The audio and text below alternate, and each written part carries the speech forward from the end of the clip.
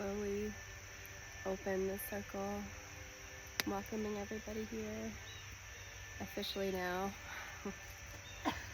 It feels like a really long time between each of our gatherings, and especially so this one because we couldn't do the summer solstice. And I was really sad that we couldn't gather for it, but it was one of those moments for me where I was able to really take in perspective how much I value joining together here. I think very often in life we rush through moment to moment and we don't allow for that expansion or appreciation. And so although it was sad to me to miss it, man, it really made me realize how much I value being here and how much I appreciate all of you for showing up. It's hard to show up. And you show up, and even those who couldn't be here today, I know that they're going to be showing up in their own way, and not only showing up but just trusting me to bring you on this journey, to open your mind to receive new information that maybe might make you feel uncomfortable or make you question things, or maybe it feels exactly right. And I'm grateful to you for allowing me to grow and to expand and to come to terms with what I really love doing, which I never would have thought was this. And so I'm just so grateful for all of that. It makes me emotional just thinking about it, really, because it's a beautiful gift to have a community gathered together. And that's the reason why I started this, because I felt isolated and alone as a woman, especially raising my children. I certainly was never alone, even in the bathroom. But I was alone.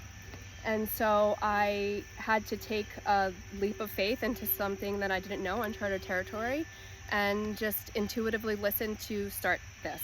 I didn't know what I was doing. I'd never done this before. I'd never gone to a fire circle.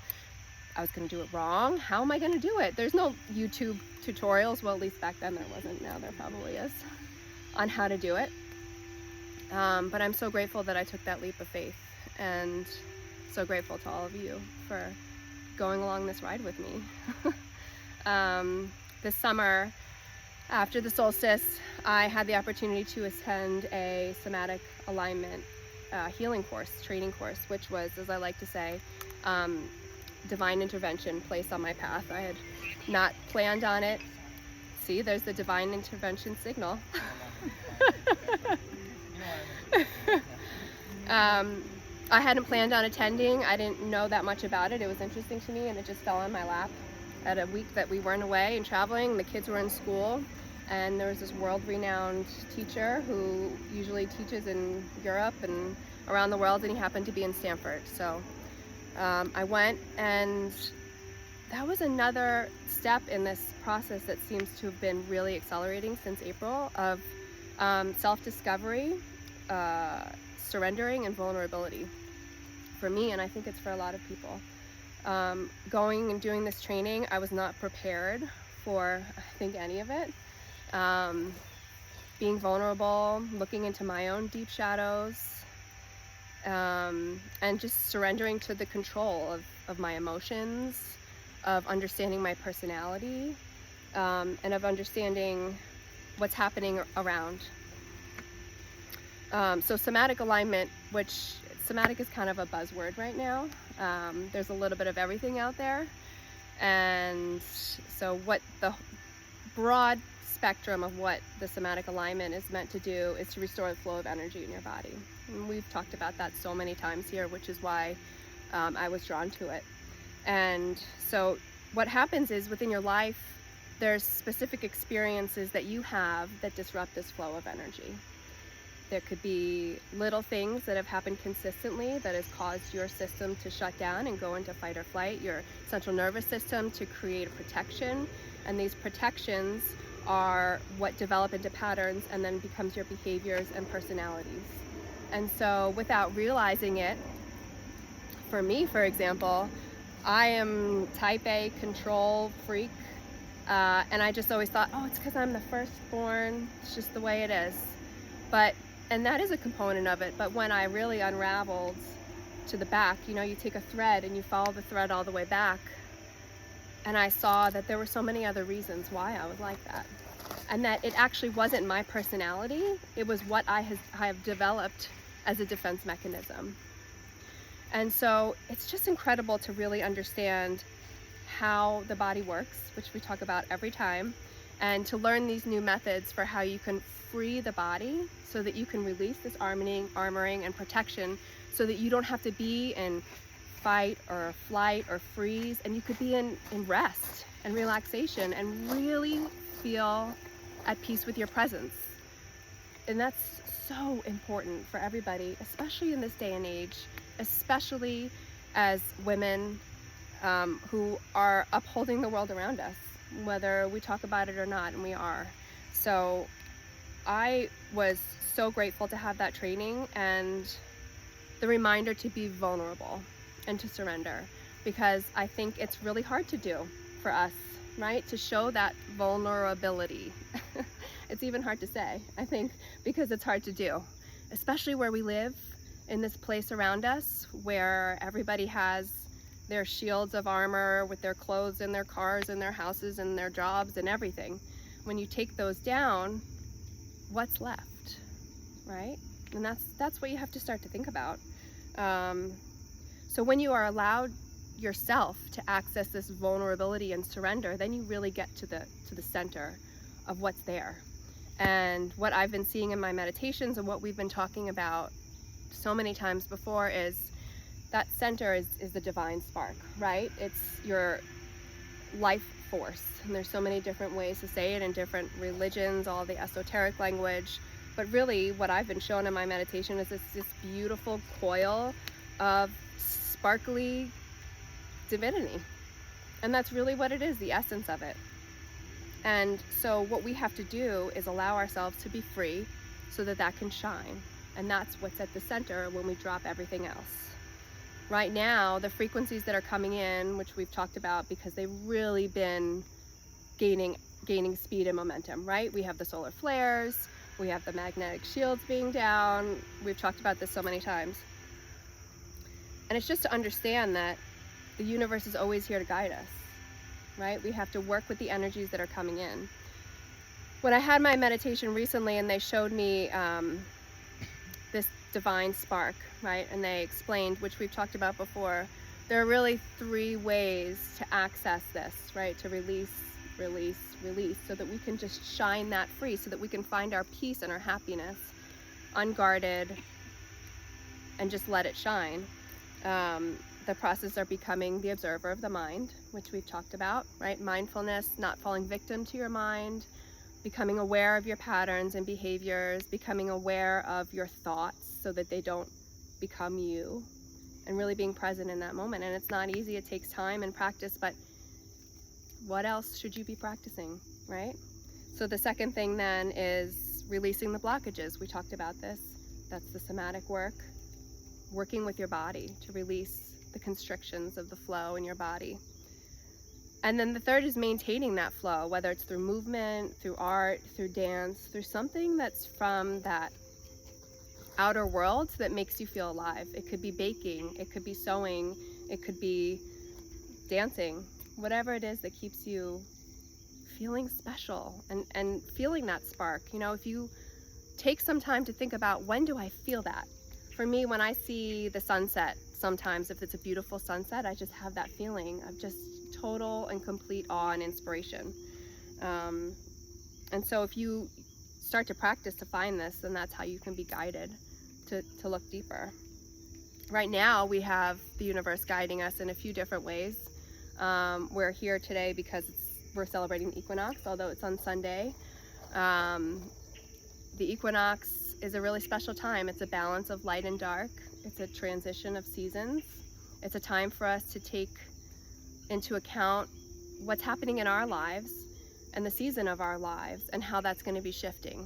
The summer is an ease of flow and movement with the water. The water supports us in the summer. We're meant to flow with ease. It's not really my summer, but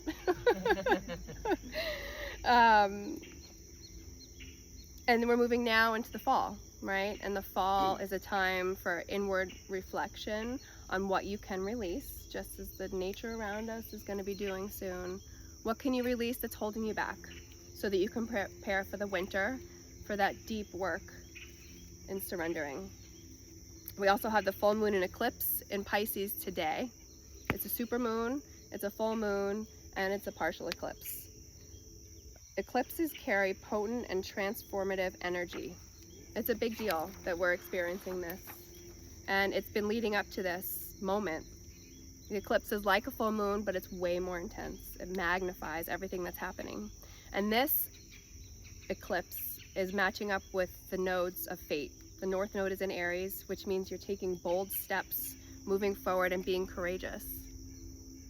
It's pushing us to take action even if it's scary, not just starting something new, but ending something important. You have to think about that, because I think sometimes we always think, well, an eclipse or a full moon, yeah, I'm going to release something and then maybe something new will happen. But we don't often think about what can we release to let go of, to make room to let something new in. Sometimes we forget. You have to open the window to let the air in. The air is not just going to come in. We have to remember that. Because transformation is coming, whether you like it or not. So you can choose to follow along and use the universe to guide you. And the moon is in Pisces and conjunct Neptune. Pisces is watery. It's deeply intuitive, emotional, spiritual sign. So this is a time of heightened sensitivity to your inner emotional world. It supports us tuning into a deep level with ourselves. Think of the waters of the unconscious. This is a time for profound emotional release where buried feelings come up for processing. So like we were talking before, the work to release is necessary. And now the way that the moon is set in the sky, it's supporting you to release. Neptune supports us in expanding our intuition in a way that we can be open to guidance. So ask, before you go to bed, if you're struggling with what to do, ask as you're laying there in bed, think to your dream state, to any of your angels or support team, spirit guides that are helping you. Show me in my dreams what I need to know. Show me a message. Sometimes we struggle in our day-to-day lives to pick up on these messages because we're just busy, and that's okay. So perhaps your dreams are going to deliver you a message, but you have to be clear and intentional, just like everything. You have to be directive. Otherwise, it's never going to be received. Venus is connected to Neptune and also your heart chakra. You know that I love my dwarf planets in mythology, right? So Salacia is the co-ruler with Neptune. Salacia is dwarf planet. She has a 271-year orbit. She's a goddess of the sea and the wife of Neptune. In Roman mythology, Neptune wanted to marry Salacia. She's this elusive beauty, but according to the writings, she was in such awe of him that she didn't want to marry him. I'm sure a man wrote this, right? So she ran away and escaped and dove into the ocean to escape him, refused to marry him. So Neptune, distraught that somebody wouldn't want to marry him, sent a dolphin messenger to go find her. And the dolphin went down to the depths of the sea, spoke with her, coerced her to go back, and they got married. And so with that honor, he bestowed the dolphin constellation in the sky. And now Salacia is the goddess of the sea. She represents the salt in the water. Salt is transformative in water. When you evaporate water, the salt forms crystals. Salt water is magnetic energy. You can get electricity from salt water. It's healing. It's rejuvenating. Growing up, we grew up in Long Island by the water. And so my family, if anything happened, they would be like, just go in the water. Okay. So it's fun to look now and research that actually isn't just my grandmother telling me to do something crazy. But she has this powerful feminine mermaid energy. She's associated with the shimmering water on the sea. She's meant to remind you to trust yourself and honor yourself and start to look into that deep emotional questioning of what you're doing. What brings you that shimmering sea feel into your body? Water is powerful and it can hold information.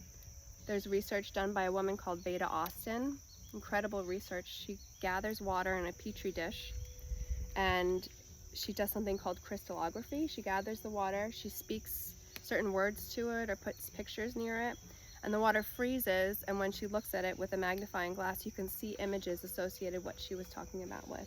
It's absolutely incredible. So it's believed that water holds memory, it holds consciousness, right? So water is really important.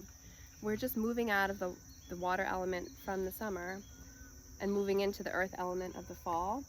But I really believe that we need to hold on to the concept of water. We have the Pisces sky, we have Salacia, we have all of these watery things around us to remind us of the magical components of our own body and our own minds. The waters of our earth hold a memory of all that is and can guide us in diving deep in our own remembering of who we are and what we're capable of. So look into your shadows and dig deep for the traumas. Allow your work to dissolve the traumas so that they can become the crystals within your heart. And then open your heart up so that you can receive that shimmering light, just like the shimmering sea, because that's what you need to do each and every day. So you have your cosmic blueprint now on what you can be looking into and working towards. It seems overwhelming sometimes, but this is going to happen for the next 3 months. We're in this shift of focus, right? And so you can think to yourself, what can I tap into to allow myself to feel that divine spark? What can I do? What can I incorporate? How can I release my mind for a few moments a day? How can I tap into my intuition? How can I practice? Is there any part of nature that I could just tap into to see if I can connect with it? The fall is such a magical time. It's such a magical time. This is the best time for you to do that. So let's get started on our ritual. If everybody has their pieces of paper, corresponding elements, what we're going to do is we're going to place each elemental item and corresponding piece of paper in the fire. I'm going to just say, a little something. We'll stand around the fire together. I'll say a little something. We'll all place it in at the same time instead of going around. That would be a lot. So we'll all place it in and then we'll say something, and then we'll do that for all 4. And for the water, I'll just dump some water in for us. And then once we're done with that, I'll join us together in the circle again. We'll stay standing there just to kind of tap into the energetic release, to really push these things through that we want to get rid of. And then we'll sit for our meditation. Okay? Okay. I'm going to write this down.